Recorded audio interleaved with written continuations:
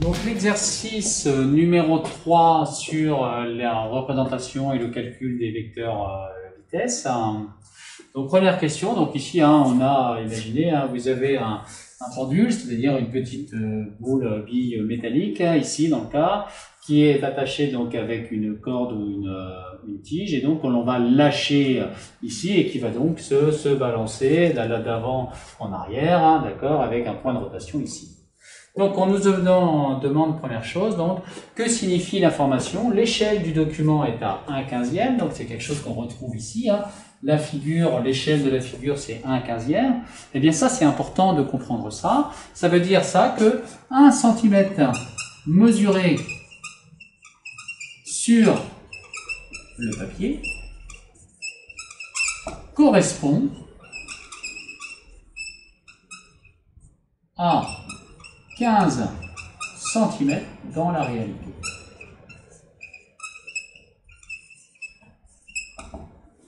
Donc si vous mesurez un écart entre deux points qui fait 2 cm, eh bien ces 2 cm, il faudrait les multiplier par 15 pour obtenir la distance réelle, qui serait donc 2 fois 15, 30 cm.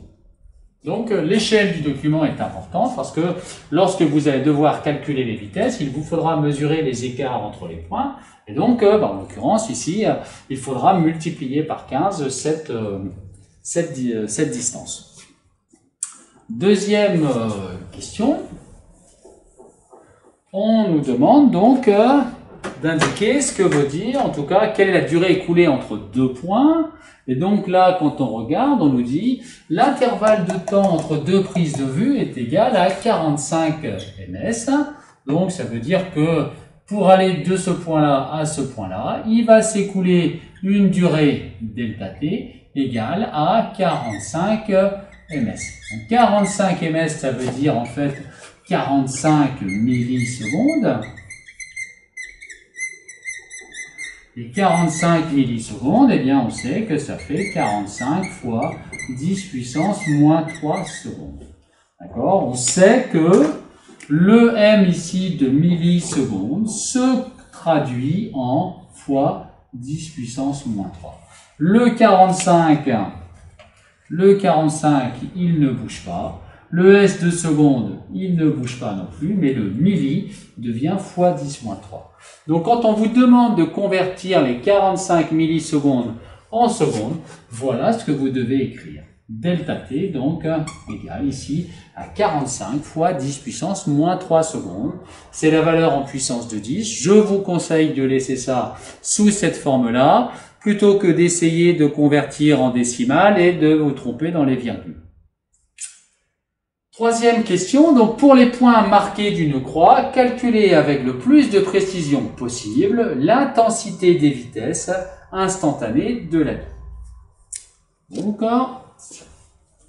si je veux déterminer, donc vous avez la solution sur la fiche de correction, mais je vous explique tout ça. Donc si vous voulez déterminer donc la valeur de la vitesse au niveau des points marqués d'une croix. Donc ces points marqués d'une croix, vous en avez un ici et vous en avez un autre ici. La première chose qu'il faut savoir, se rappeler, c'est que la vitesse, on a dit, c'est une distance divisée par une durée. Si je veux, alors ce point-là, si vous voulez bien, on va l'appeler le point 1, et celui-ci, je l'appellerai le point 2. D'accord ?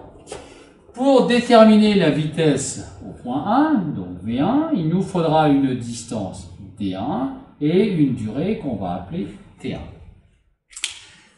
On va commencer par la durée parce que, eh bien, si je veux déterminer la vitesse, eh bien, je vais devoir regarder ce qui se passe entre le point qui précède le point numéro 1 et le point qui suit directement le point numéro 1. Donc, il faut que je connaisse la durée pour aller de là à là et la durée pour aller de là à là.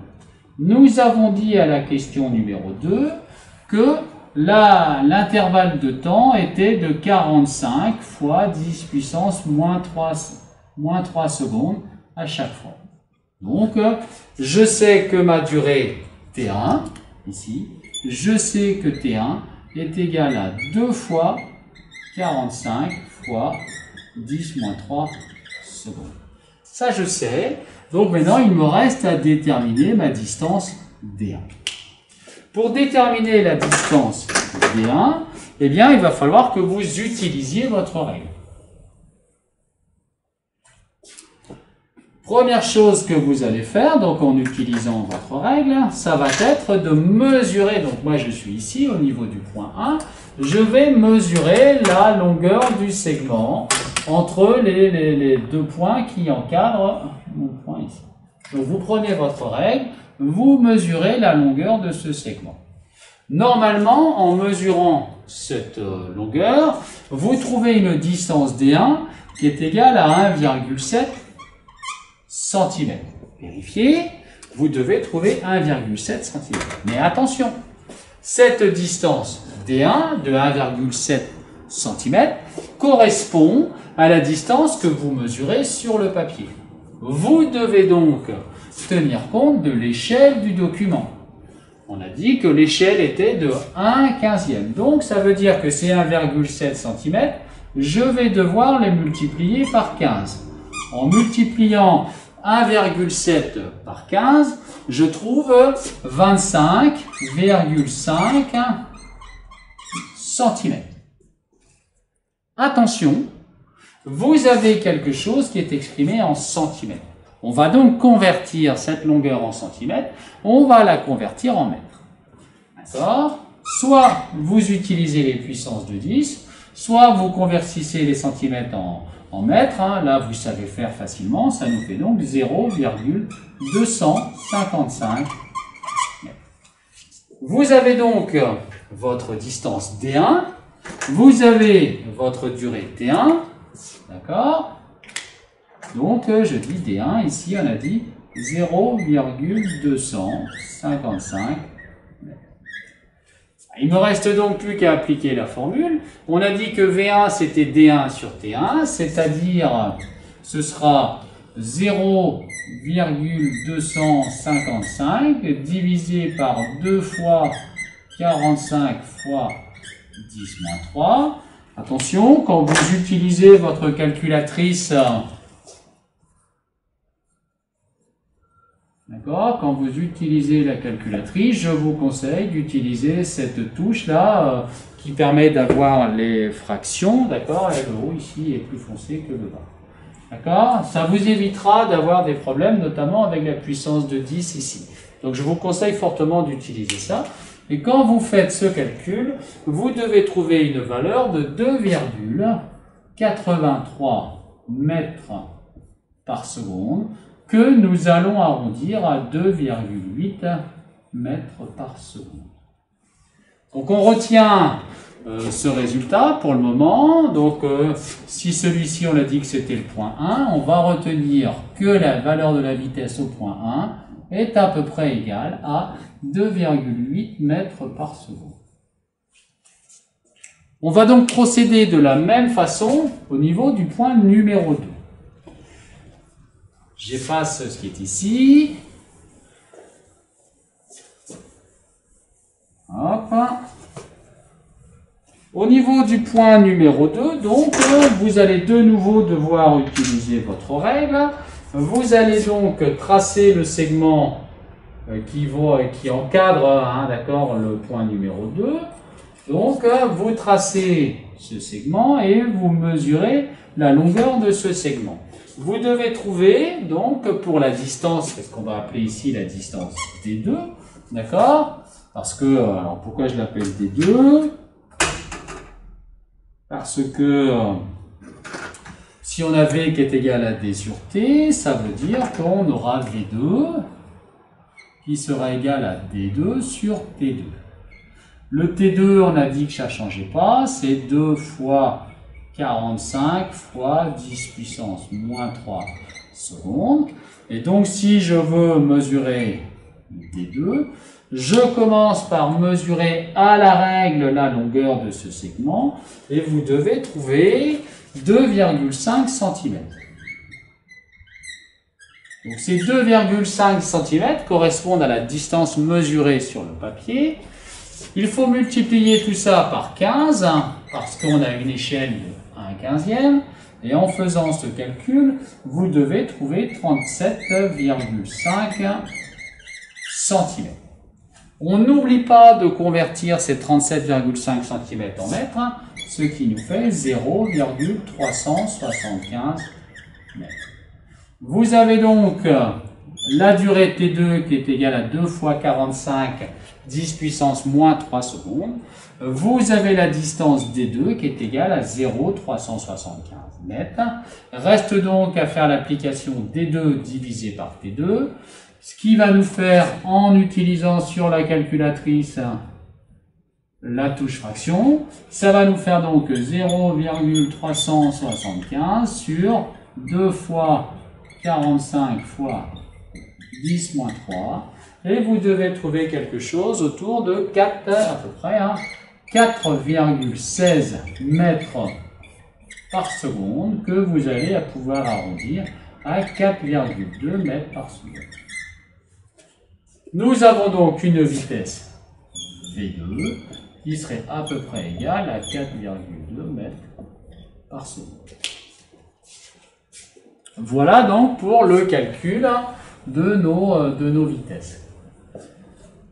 Donc je répète, pour calculer ces vitesses, je mesure la longueur du segment qui encadre le point qui m'intéresse. Donc je mesure en centimètres. Je fais attention à l'échelle du document pour avoir la distance réelle.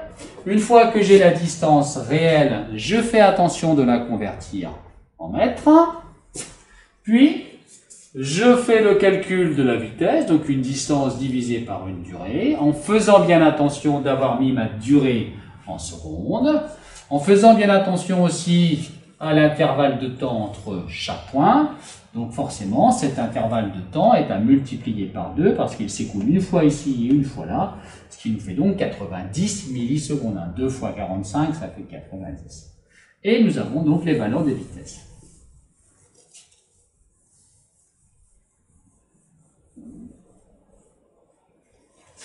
Hop.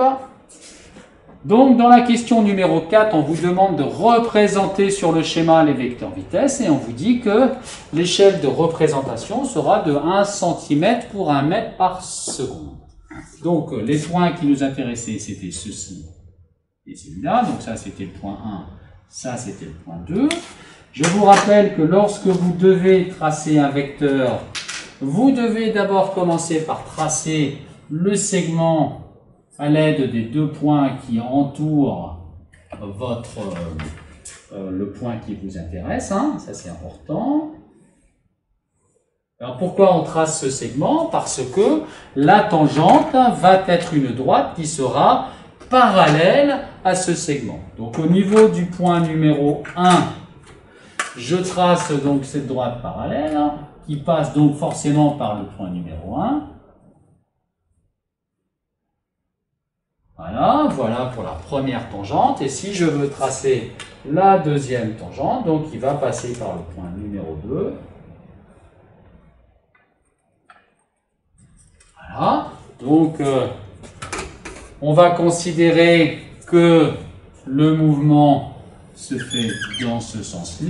Ceci, d'accord, c'est important. C'est marqué de toute façon, vous voyez, le pendule allant de la gauche vers la droite, donc de la gauche vers la droite, on est bien comme ça, d'accord, parce que la caméra aurait pu filmer le retour, ce qui n'est pas le cas. Et donc, on nous demande de représenter avec une échelle de 1 cm pour 1 mètre par seconde. Donc, si j'ai un vecteur V, si j'ai une vitesse V1 de 2,8 mètres par seconde, ça veut dire que si j'ai quelque chose qui fait 2,8 mètres par seconde, eh bien, je vais avoir une longueur de 2,8 cm. Si j'ai quelque chose qui fait 4,2 mètres par seconde, j'aurai un vecteur qui va faire 4,2 cm. Donc, avec votre règle, vous allez donc, en mettant le 0 de la règle en mettant, alors je peux pas mettre le 0 moi, est-ce que je peux, ouais, ça va pas être facile, mais on va essayer quand même.